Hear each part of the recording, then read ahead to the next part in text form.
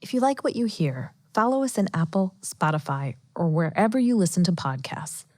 And to learn more about the topics we cover, sign up for the Inspire Podcast newsletter. You know that saying about having a cow? Hey, don't have a cow, Dad. Popularized by Bart Simpson, it means to become overwrought with emotion, to lose control. And that pretty closely describes what I did in January while buying a pot roast at my favorite neighborhood grocery store. I asked the butcher for a big one, then tossed it into the cart among the eggs, cucumbers, and carrots without much consideration. At the checkout, though, I thought maybe I'd bought the whole cow because my 2-pound Sunday chuck roast rang up at $38.50. Well, misery loves company, and a lot of people have been having sticker shock in the checkout aisle, maybe even for a few years now. Specialty cuts and steaks are up 21% from this time last year, so your weekly steak night just turned into a monthly holiday. Which has the pundits talking about consumer price indexes and leading metrics. Grocery shopping is going to be more expensive this year. The USDA says food prices will rise another 3% in 2026. Overall, food costs are now about 26% higher than before the pandemic.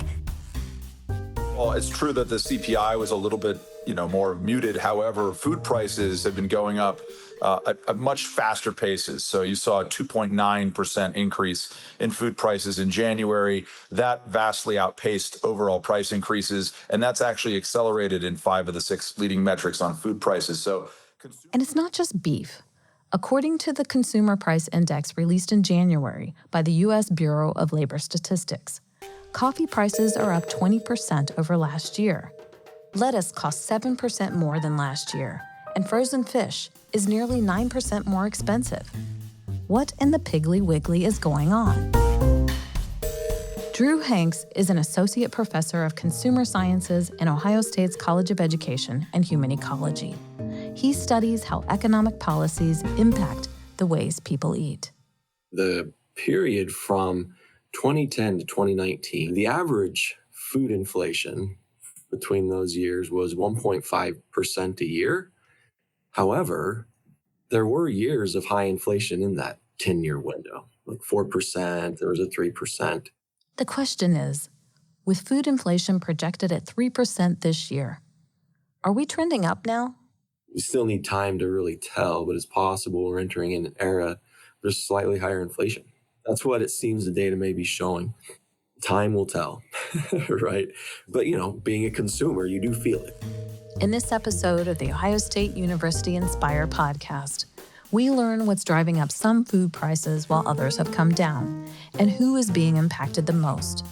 And because it's National Nutrition Month, we'll hear from nutrition researchers and a wellness specialist about how to eat smart so that you can actually improve your health while spending less on food. You'll be surprised how one expert every day creates fully plated meals: meat, veggies, grains, and fruit for just $2 per person per meal. It gets down to the principle of how much do the wholesome foods, the unprocessed or minimally processed foods, cost per serving. It's 20 cents, 30 cents, 40 cents, maybe more for protein. I don't need to spend time on coupons when I'm only spending that amount per serving. I don't need to even watch for sales. How to get your best grub on without wiping out your bank account. I'm Robin Chenoweth. Inspire is a production of the College of Education and Human Ecology. Sadly, maybe this viral social media video from 2023 still resonates with you. Oh, God. No. Everything okay, ma'am? It's just that you've only scanned a few items and it's already $60. I'm so scared. Okay, I'm a trained professional, ma'am. I've scanned a lot of groceries. I need you to stay with me. People might have different ideologies, but everyone has at least this in common. We are all consumers of food, and the last several years have been taxing for food buyers. Economists say the reasons are many. We'll get to those. But regardless of why food prices are all over the map, you might find yourself buying hamburger instead of steak, or tea instead of coffee, and skipping the lunch meat and canned tuna altogether. But then the eggs are cheap again. So what gives? How should a consumer respond to what can be an emotionally fraught cart ride through the grocery store? By making a plan and sticking to it, these experts say.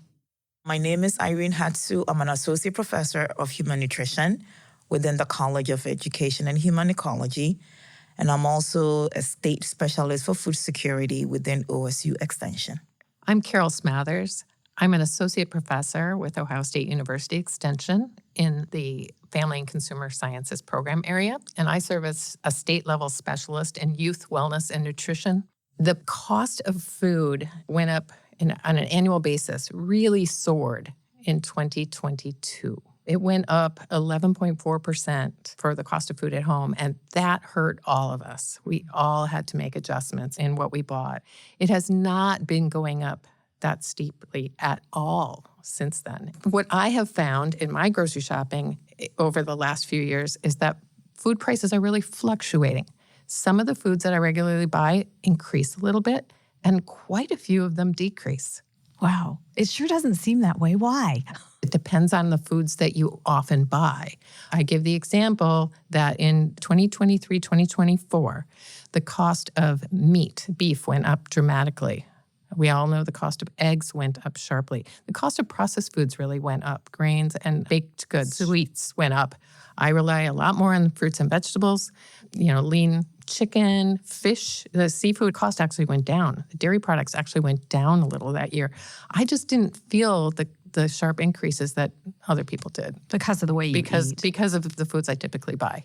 I agree with Carol, and in the sense that it depends on what you're buying. So like last year, we saw a steep increase in eggs. If you are not an egg person and maybe you are a lean protein, especially protein from plant sources, you probably wouldn't feel it. But if you're somebody who eats a lot of eggs, somebody who eats a lot of meat, you are going to feel it. A severe avian flu outbreak caused egg prices to spike in 2022, but they reached record highs in March 2025, when they topped out at $6.23 per dozen, according to the Bureau of Labor Statistics. A dozen eggs at a mid-sized discount grocery store here in Columbus, Ohio, were about $6 a dozen, $6 or $7 a dozen. You go into the same store now, you know how much they are? $1.96. Yeah. You're looking at 16 cents an egg. That came back down. That did. The beef, not so much. Not so much. And that is a volatility right there. Yeah. Volatile prices point to the fragility of our food system, some experts say. Insect-borne viruses attacked leafy green crops in California in recent years. Equipment and supply chain costs are up. Fewer laborers are available to pick that lettuce because of immigration enforcement. The work is backbreaking. Those wanting to do it can demand higher wages. In the case of beef, farmers are aging out or leaving the business altogether, dropping U.S. herds of beef cattle to record lows. Imported beef is generally more expensive, but for now, it's exempted from tariffs. Overall, tracking food prices is kind of like playing dominoes on a roller coaster. And the increases can nip the unwary consumer right in the pocket. I asked Drew Hanks about food inflation. I think volatility is just part of the market conditions. You don't know what weather event's going to happen. You don't know what unrest is going to happen in one of our trading parts. It's just a couple of things that affect the food production costs and shipping and all of those things. Looking at that consumer price index, once something has gone up, do prices kind of adjust themselves higher with each event that we have so that over time we're just paying more and more and more? Yeah, so that's the concept of inflation. And so as production costs, feed costs, transportation costs, kind of track that inflation, then it gets more expensive to produce. And so you can anticipate, I think, that it may not settle completely back down to the original prices. It's not like astronomically higher. In certain particular category, like you're saying coffee, yeah, there's certain ones that are extremely high. But we have seen these kinds of food prices in the past, these increases. But I think that question that is hard to answer right now is, are we just tracking higher inflation overall? Many people can adjust their budgets or drive around to find discounts. But an Ohio State study in 2023 found that convenience stores and variety stores, like Dollar General, outnumber retail grocers more than 2-to-1 in rural Ohio. Urban neighborhoods face similar access challenges because of store closings. Nationwide, between 4% and 5% of people living in food deserts don't have access to a car. The price increase is really coming from structural issues and logistical issues that you would face because your groceries are coming from a corner store or a convenience store. Those stores, they don't have purchasing power. For instance, they cannot buy in bulk. And so the price per item might be higher when they purchase it, and they will pass that along to the consumer. So at the end of the day, for the same item, at 2 different stores, one coming from a convenience store and one coming from a grocery store, the banana from the convenience store is going to be way more expensive than the banana from the grocery store. Some living in food deserts find their way to larger grocery stores a few times a month. As many as 93% in urban areas like Columbus's South Side, according to one Ohio State study, Smathers said. Not everyone, right? It wasn't 100%. And for those who can't, it's a real hardship. It's almost insurmountable in terms of food access. Elderly people, I'm thinking they're probably finding themselves more in the margins, and maybe they don't qualify for SNAP benefits, but they're having to stretch that dollar a lot further. I know in my own mother's case, she can't necessarily stand and cook Absolutely. big meals. So that's become harder as well. Access is not necessarily either economic or fiscal, being able to drive there. It could also be having the right kitchen to be able to prepare the food, or even the right equipment, a refrigerator, to be able to store the food. And so all of that feeds into food insecurity. And with older adults, it is easy to see how inability to cook, stand and cook, would affect the ability to eat healthy. There are definitely gaps. Older adults, especially those who live alone, tend to have high prevalence of food insecurity.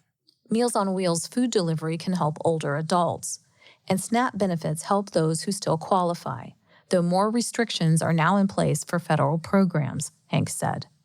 Still, many Americans find themselves spending a larger chunk of their income on food, an average of $1,050 per month for a family of 4 in Ohio, according to the Urban Institute. 1 in 4 college students are also food insecure. But even if you aren't skipping meals, you still might be feeling the squeeze. But here's a perk of living in a state with a robust land-grant university. Extension specialists are here to research and offer solutions. Carol Smathers began living that research when she took the SNAP Challenge in 2014. They wanted us to see if we could eat for a week on what people typically get through food assistance. She began spending $1.50 per meal per person. Now she spends $2 per meal per person. And I'm here to tell you it was awful. I ate very meagerly. I had never thought about food before. I started thinking about food constantly. And I could see where if someone only did it for a week, the temptation would be to say, it's not possible. Can't be done. A few years later, she tried again. This time, she changed her approach. For a matter of about 4 or 5 months, I figured it out. I figured out what was economical, what ingredients could I put together, how could I really avoid wasting food, because that's what keeps your cost per serving low. But it's really knowing how much of each thing to buy and how to not overbuy. I tell people there's no magic formula. Buying less food costs less. And if you're throwing out half the loaf of bread, you just doubled the cost of every slice that you eat. Let's talk just about food savings by not wasting. For me, it's the crisper. It's the drawer in the bottom with the vegetables in it. And you open it up and something has turned to sludge. Yeah. It's about, right-sizing the amount that you buy each week and then managing what you do buy, but need the food that you buy. If you buy cauliflower and you need that cauliflower to get through the week, that cauliflower is not going to sit in the back drawer and go bad. You can get fruits and vegetables in other forms. Mm-hmm. You can get a bag of something that is not likely to go bad in a week if you throw it in the freezer. Mm-hmm. And so you can keep that for a longer time. I know there is the assumption that canned is processed, can I still eat it? It can still form a huge part of a good dietary habit. And so you can still eat your fruits and vegetables that way. And then anything else that you purchase that is fresh, that you know can go bad quickly, maybe you eat that first. And then eat the frozen and the canned later, because those would stretch. If you're thinking by now that you'd like these women to go shopping with you, you're not alone. Say that we go shopping for 42 meals, right? We spend $84. We won't step foot in the grocery store again until we've checked off that many meals. So when we get towards the end of that week, we're looking ahead a day or two and thinking, okay, what do we have left? How are we going to piece this together? What are we going to throw together for a really delicious meal? And we make sure we use everything up that way. To give you an idea, overall, kind of an average cost per serving of healthy whole grain, whether it's whole grain bread or rice or oats, you're looking at 15 to 25 cents a serving. For vegetables, it's running about 20 to 40 cents per serving now. And for the fruits, a little more, about 30 to 50 cents per serving. These are averages, and they do include some frozen and some canned. Proteins are a little more, 25 cents, maybe even a little less for an egg or a bean serving, up to $1 or more for seafood, chicken. So when you put those building blocks together, those puzzle pieces, servings that cost $0.25 or 40 cents or all the way up to $1, it's still coming out to $2 a meal. This is something my daughter was saying to me. She wanted to know, Carol, if you were an influencer, they prepared and they've got the camera on them. Yeah. But they're eating almost all lentils and beans, but you're not doing that. No, in January, we ate trout and salmon and chicken. And how are you doing that? Small portions. Oh. It's also something I preach to my family, the small portions. And they're reasonable portions. They're adequate. Decreasing the portion size is definitely a good thing to look at. If you look at the Western countries, the U.S. is, I think we might have the highest portion size. What we consider a medium or a small here is a large in Europe. And so our portion size is already big to begin with, so cutting back might not be a bad thing. And we wouldn't necessarily be starving ourselves. I also realized that in right-sizing my portions, I was losing about ½ a pound a week. No kidding. And all of my biometric numbers improved. Wow. Just by cutting the cost of my meals. I didn't set out to change that. I just set out to spend less money. In Carol's example, it led to weight loss, which is something that obesity is, it's a pandemic in this country, globally too. So if we can get our portion sizes right, not starve ourselves, but get them right, it can help with health. Okay, so give us a few guidelines, because I'm thinking, what is the right portion? It's on every label. A serving size is on all the labels. Yeah, and that works for things like rice and bread. But what about the vegetables and the meat? And I go with cups, what the recommendations are for what to eat in a day. If I meet that in terms of cup amounts, then I think I'm achieving that. And then I can actually splurge more on vegetables, because to me, I'm filling myself up with something that is less calories and yet nutrient dense. So I tend to eat a lot more veggies than recommended. I can eat a whole bag of salad. My students ask me, how do you do that? And I'm like, I eat a meal or two a day. So if I'm going the whole bag, it's going to take a while for me to get hungry again. I'm going to think it's not going to kill you, right? I found out very early on, I get a really good, adequate serving, but I only get one serving. When you sit down at a restaurant, they generally plate your meal. It looks beautiful, and you eat that food. You don't walk over to the kitchen and get more when you want more. A plate full of food is dinner or is lunch, but we don't get a second plate. Yes. I feel people squirming as they're listening. That first week for me was awful. I don't feel that way at all now. I eat adequate amounts at my meals. My husband does too. We enjoy our food so much, and it keeps me honest. I'm not tempted to snack throughout the day because my snacks come from the same pile of food that my meals come from. These discussions got me browsing my purchase history in the grocery store app I use to shop at a large chain store.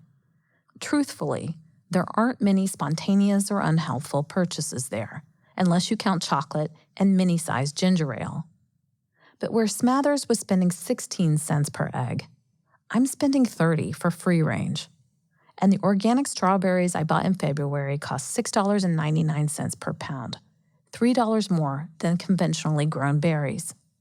And so I decided to talk to Sonia Illick, Associate Professor of Human Nutrition in the College of Education and Human Ecology, and a food safety specialist. Back when I had children in the late 90s, early 2000s, I decided that I wanted to go organic, and I really love the idea of not having chemicals in our food. What does research say about which foods that we should spend more money on to buy organic and when conventionally grown produce is okay? When it comes to safety of organic versus conventional, or safety of any foods, we think about it in two aspects. My mind directly goes to microorganisms and the food safety in terms of microbial food safety. And what research has found, there's really no difference between organic and conventional. When you say a microbial, who said bacteria, any kind of bacteria, or viruses that could make us sick, the human pathogens. So there's no difference in those. So a separate issue, chemicals, pesticides, yes, the level of pesticides is different. And the level of pesticides differs not only whether something is organic or conventional, but also differs by crop, because some crops can be grown with very little chemical inputs and others require more protection from pests. Like fruits, a lot of fruits, right? Yeah. Like apples. So I can give you exactly the list, because Environmental Working Group, every year they do surveys. They produce two lists, actually. One is called Dirty Dozen, so the 12 fruits and vegetables that have most pesticide residues, and then Clean 15. Those are 15 produce items that have the least pesticides. Give me like a few examples of what those might be. They update the list every year. What do you want to hear first? Good news or bad news? I don't know. Let's get the bad news out of the way first. All right.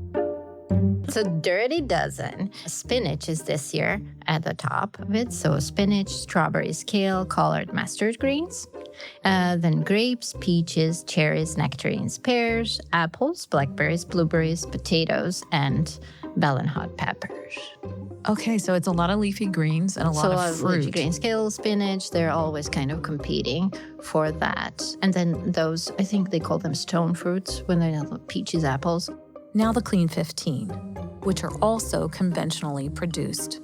Clean 15, so from the cleanest to the dirtiest of 15, but Clean 15 ranked as there. Pineapple, sweet corn, avocados, papaya, onion, sweet peas, asparagus, cabbage, watermelon, cauliflower, bananas, mangoes, carrots, mushrooms, kiwi.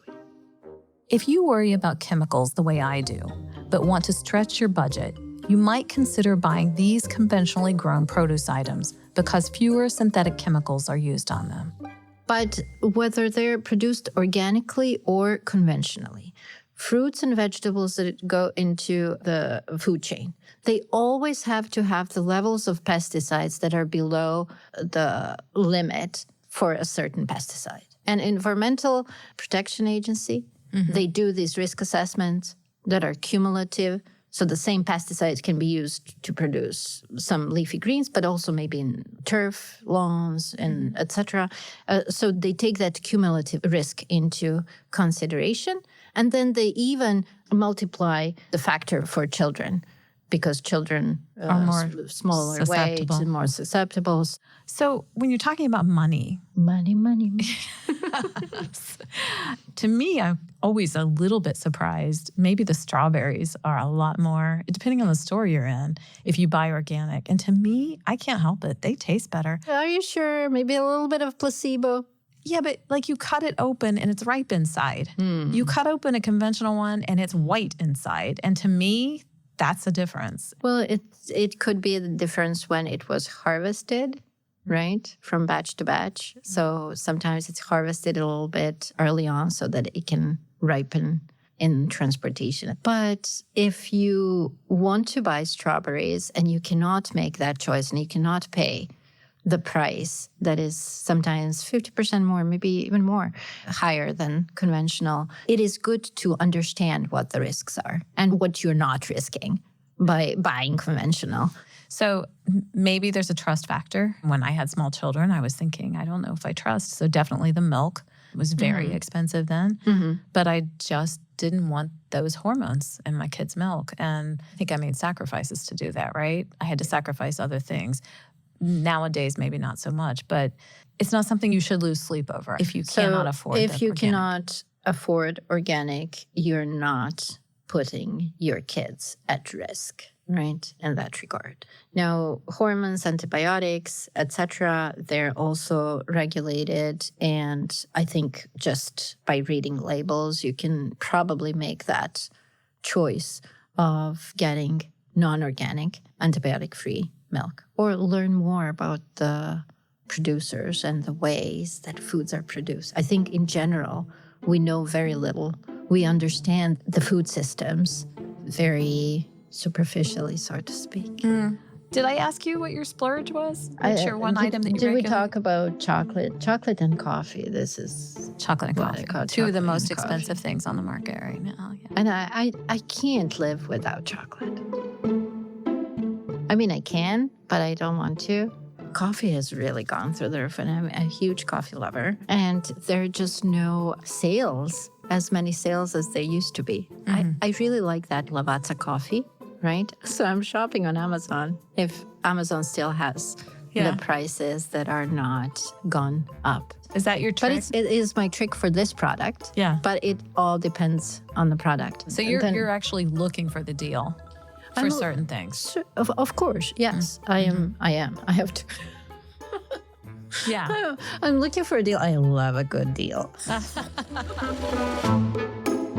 I was intrigued by Carol Smathers and Irene Hatsu's suggestion of cutting food costs by right-sizing portions. I divided a recent meal into 4 portions of chicken korma and rice instead of 2. But when I calculated the cost, I was still over Smathers' $2 per meal, just for the meat. But I cut the cost of the meal overall to $3.80, and that's progress worth noting. I don't recommend that anybody do what I do. This is extreme. But you can move that direction, You can right? move that direction. Yeah. I don't recommend $2 a meal. This is crazy. But the losing weight, that's got to appeal to some And people, every right? single one of my biometric numbers improved that first year. So you can't argue with that. It's extreme. Why not shoot for $3 a meal or $4 a meal? And then splurge on that European chocolate or fancy avocados or high-end coffee. Anything your taste buds desire. If you'd like to take a sneak peek at our nutritionist grocery lists and learn more ways to eat healthfully while staying on budget, see the link to our companion story in our episode notes.